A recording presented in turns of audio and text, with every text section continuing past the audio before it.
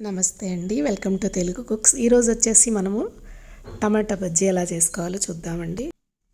ఎప్పుడు మనము మిరపకాయ బజ్జీ, ఆలూ బజ్జీ ఇవే చేసుకుంటూ ఉంటాం కదా.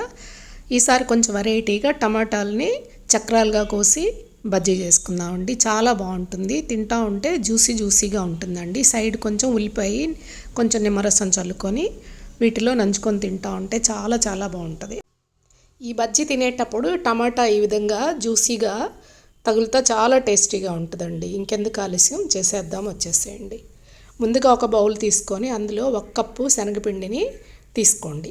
అంటే నేను ఇక్కడ 1 కప్పు తీసుకొని చెప్తున్నాను. మీరు ఇంట్లో ఉండే ఎంతమంది ఉన్నారు, ఎన్ని కావాలి, ఎన్ని బజ్జీలు వేయాలనుకుంటున్నారో దాని ప్రకారంగా శనగపిండి తీసుకోండి. దానికి ఒక 2 స్పూన్ల బియ్యపిండిని కలిపాను క్రంచీనెస్ కోసం.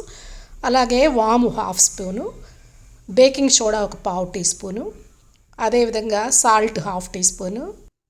ఈ సాల్ట్ అనేది ఫస్ట్ తక్కువ 1/2 స్పూనే కలుపుకోండి. తర్వాత మనం వాటర్ అంతా యాడ్ చేశాక రుచిని బట్టి సాల్ట్ అడ్జస్ట్ చేసుకోవచ్చు. ఫస్ట్ 1/2 స్పూన్ మాత్రమే వేయండి. తర్వాత దీనికి వచ్చేసి ఒక 2 టీ స్పూన్ల మిర్చి పౌడర్ని యాడ్ చేసేసుకోండి.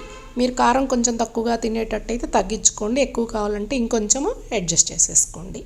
తర్వాత ఈ మిశ్రమాన్ని మొత్తము బాగా వాటర్ తోటి బజ్జీ వేయటానికి అనువుగా ఉండేటట్టు కలుపుకోవాలి. చూసారా, ఈ కన్సిస్టెన్సీ వచ్చేటట్టు కలుపుకొని పక్కన పెట్టేసుకోండి.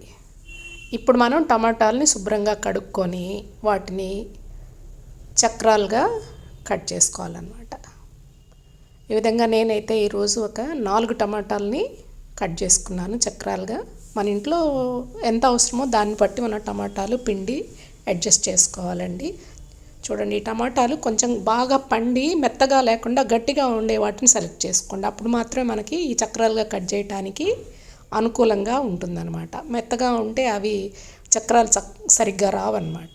చూసారా, ఇప్పుడు ఈ టమాటాని ఈ పిండిలో డిప్ చేసేసి మరుగుతున్న నూనెలో వేసుకొని ప్రాపర్గా వేయించుకోవాలి. అంతే. చూసారా, ఇది ఈ విధంగా పిండిలో ముంచేసాను. ముంచి దాన్ని చుట్టూ పిండిని కోట్ చేస్తున్నాను. కోట్ చేసేసి మరుగుతున్నటువంటి ఆయిల్లోకి దీన్ని డ్రాప్ చేసేసుకోవటమే, అంతే. ఈ విధంగా మన టమాటా చక్రాలన్నిటినీ పిండిలో కోట్ చేసేసుకొని ఆయిల్లో డ్రాప్ చేసుకొని ప్రాపర్గా వేయించుకోవాలి. మన బజ్జీలు 2 వైపులా సమానంగా బాగా ప్రాపర్గా వేగేటట్లు చూసుకొని మంచి గోల్డెన్ బ్రౌన్ కలర్ వచ్చే వరకు వేయించండి. బాగా వేగిన తర్వాత వీటన్నింటినీ ఒక ప్లేట్లోకి తీసుకొని ఇంట్లో ఉన్న వాళ్ళందరికీ సర్వ్ చేసేసేయండి. అంతే, టమాటా బజ్జీ రెడీ అన్నమాట. చాలా బాగుంటాయండి, తప్పకుండా ట్రై చేయండి. పెద్దవాళ్ళు, పళ్ళు లేని వాళ్ళు, ముసలి వాళ్ళు కూడా ఇవి తిని ఆనందించవచ్చు అన్నమాట. మీకు కనుక ఈ రెసిపీ నచ్చినట్లయితే please like, share and subscribe అండి. మరిన్ని మంచి రెసిపీస్తో మీ ముందుంటాను.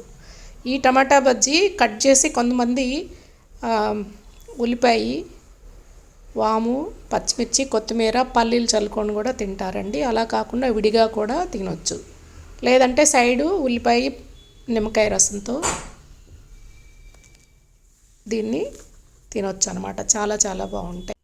ఈ బజ్జీలు చాలా తేలిగ్గా, చాలా ఫాస్ట్గా చేసుకోవచ్చండి. అంతేగాక చాలా టేస్టీగా ఉంటాయండి. తప్పకుండా ట్రై చేయండి. మీకు కనుక ఈ రెసిపీ నచ్చినట్లయితే please like, share and subscribe అండి. Thank you.